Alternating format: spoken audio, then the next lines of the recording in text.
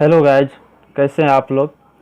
मैं रजनीश गुरु एक बार पुनः आप लोगों का एक्सेलेंस क्लासेस के यूट्यूब चैनल पर स्वागत करता हूं। दोस्तों, जैसा कि मेरा वर्क पावर एनर्जी का पहला वीडियो आप लोगों ने देख चुका होगा और उससे बहुत सारे फार्मूला का कलेक्शन आप लोगों ने कर लिया होगा।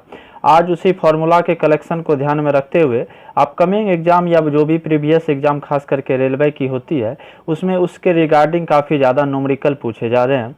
तो आज हम लोग उसी टाइप्स के न्यूमेरिकल का एक शॉर्ट वीडियो को करते हैं। चलते हैं अपने मुख्य मुद्दे पे।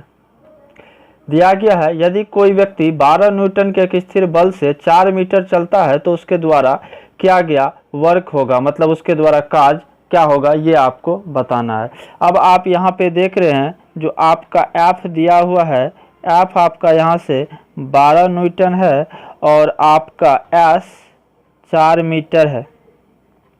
और आप देखे थे जो वर्क का जो फार्मूला होता है W इक्वल टू होता है F इंटू एस, और F है आपका 12 और वर्क है 4, 12 चौके 48, 48 मिल गया आपको, 48 मिल गया आपको।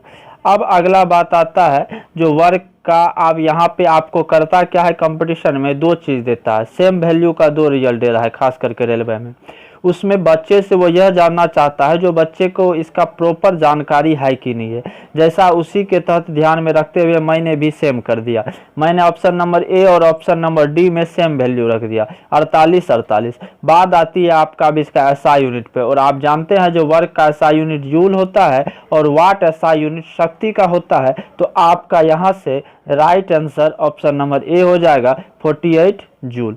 आप मेरे वर्क पावर एनर्जी का पहला वीडियो ज़रूर से ज़रूर देखें, क्योंकि उसके रिगार्डिंग बहुत सारे न्यूमेरिकल जनरल कंपटीशन में खास करके रेलवे के एग्ज़ाम में पूछा जाता है, और भी सारे कंपटीशन में पूछे जाते हैं, लेकिन रेलवे में सबसे ज़्यादा पूछे जाते हैं। तो मेरे ख्याल से इस क्वेश्चन में किसी भी बच्चे को दिक्कत नहीं आई होगी। एक बार फिर से देख लेते हैं। कह रहा यदि कोई व्यक्ति 12 न्यूटन के स्थिर बल से, तो आपका फोर्स हो गया 12 न्यूटन, 4 मीटर चलता है तो डिस्प्लेसमेंट हो गया आपका 4 मीटर, तो उसके द्वारा क्या गया वर्क। तो वर्क का फार्मूला हम लोग जानते हैं, W equal to F S, तो 12 गुनी 4 48 जूल। चलते हैं नेक्स्ट क्वेश्चन की ओर। अगला क्वेश्चन है, 5 मीटर सेकेंड की गति से गतिशील 22 केजी वाली वस्तु का गतिज ऊर्जा क्या होगा। यहाँ पे आपसे काइनेटिक एनर्जी पूछा गया है, जिसमें आपका वेलोसिटी भी दिया हुआ है आपका 5 मीटर पर सेकेंड और m दिया हुआ है आपका 22 kg।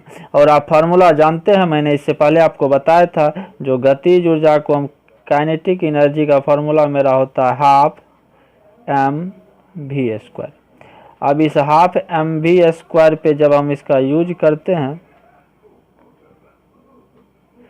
तो हाफ mv², तो अब मास है आपका यहाँ से 22 और v है आपका 5, तो वैल्यू पे रख दीजिए और रिजल्ट की प्राप्ति हो जाएगी। चलते हैं वैल्यू रखने के लिए।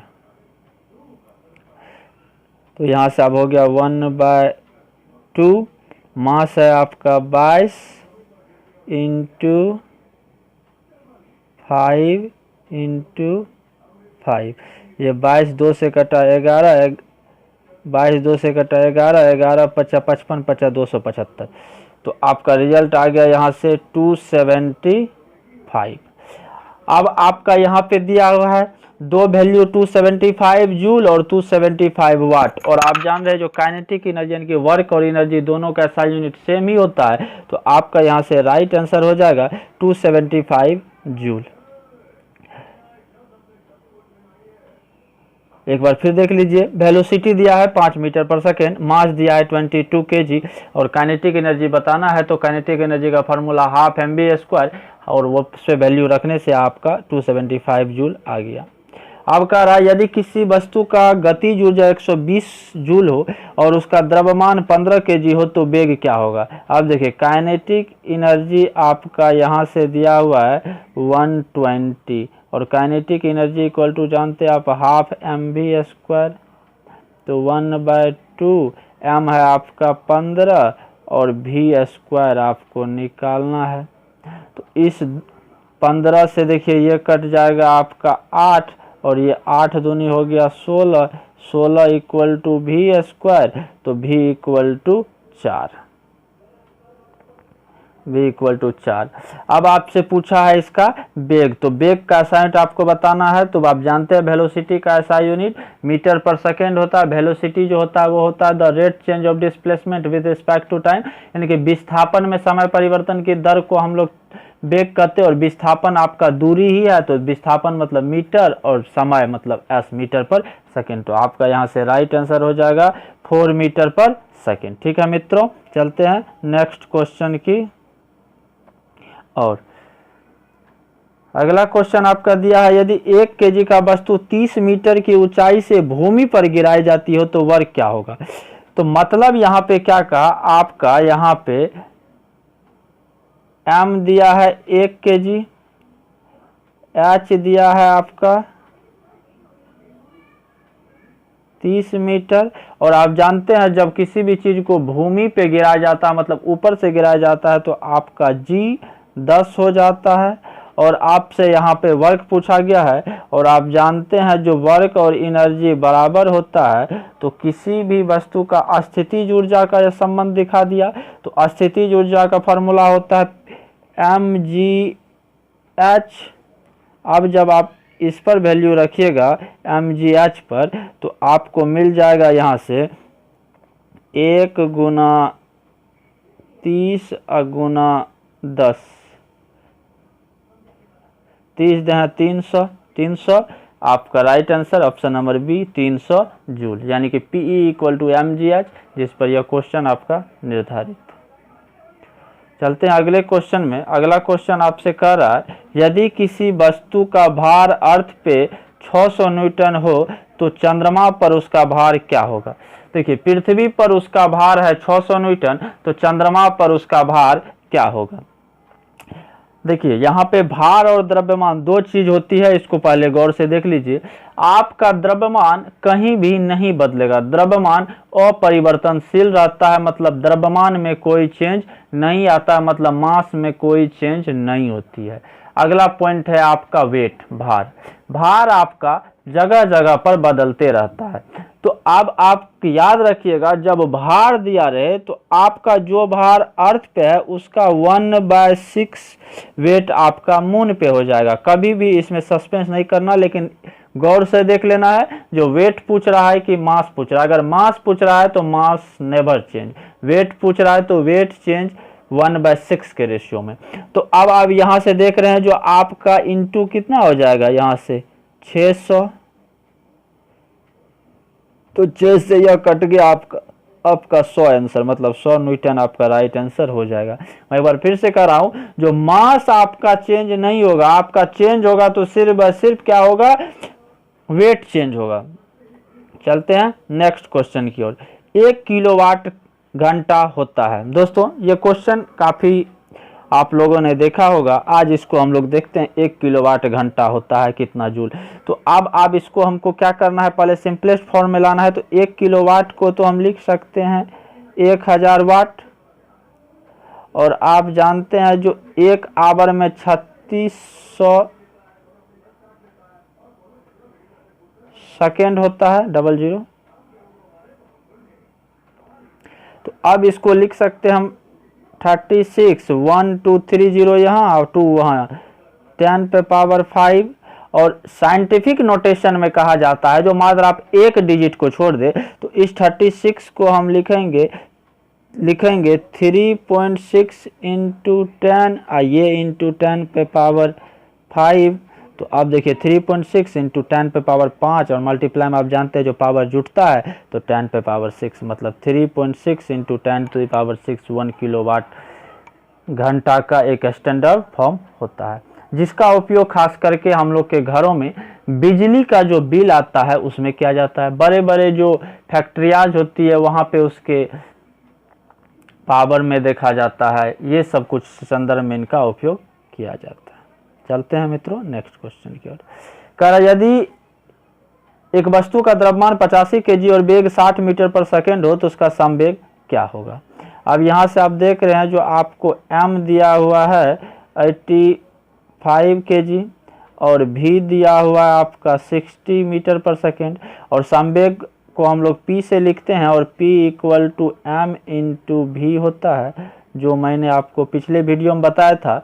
जो मास और वेग के गुणनफल को हम लोग संवेग कहते हैं। तो जो बच्चे अभी तक मेरा वो वाला वीडियो नहीं देखे तो वो ज़रूर देख ले, क्योंकि उसी के रिगार्डिंग अभी हम लोग 2-3 रोज चलेंगे, क्योंकि खास करके जो कंपटीशन हो रहा है उसमें न्यूमेरिकल को ज़्यादा वेटेज दिया जा रहा है इसलिए। तो अब यहाँ पे हम जब वैल्यू रखते हैं तो 85 और इंटू 60, तो अब हो गया आपको 85 छाके 510 गुणी मतलब 5100 kilo joule metre per second, जो आपको अगले वीडियो में मैंने इसका एसआई यूनिट भी बताया था।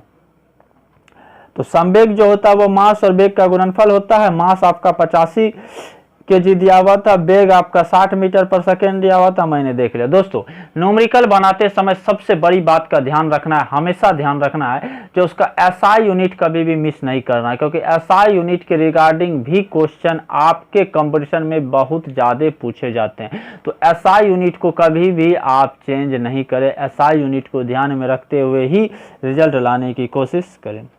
चलते हैं नेक्स्ट क्वेश्चन की। संवेग किसकी मात्रा है? अभी तुरंत आपने देखा संवेग जो होता है मास और वेग का मात्रा होता है, गुणनफल होता है। तो संवेग मात्रा किसकी है ये आपको बताना। देखिए आप जानते हैं जो संवेग जो p होता है p इक्वल टू एम भी होता है। तो मास तो हर एक वस्तु का एक फिक्स मास होता है, कभी भी चेंज नहीं हो सकता है। यदि मेरा मास 10 kg है तो हमेशा 10 ही kg रहेगा, तुरंत तो चेंज नहीं होगा।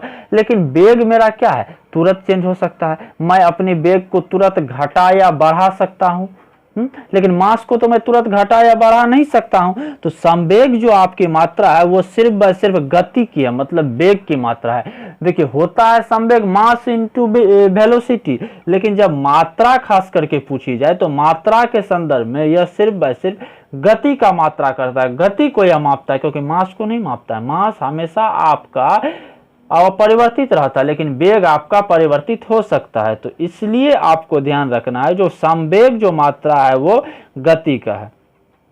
ठीक है मित्रों, चलते हैं नेक्स्ट क्वेश्चन की ओर। कह रहा 800 जूल क्षमता वाला कोई व्यक्ति 4 सेकंड में कितने शक्ति का उपयोग कर पाएगा। मतलब आपसे पावर पूछ रहा है और आपको यहाँ पे क्षमता मतलब चाहे आप एनर्जी बोलिए कि वर्क बोलिए, एनर्जी और वर्क बराबर ही है, वो आपको दिया है और समय आपको दिया हुआ है। तो आपका यहां से दिया हुआ टर्म है W इक्वल टू 800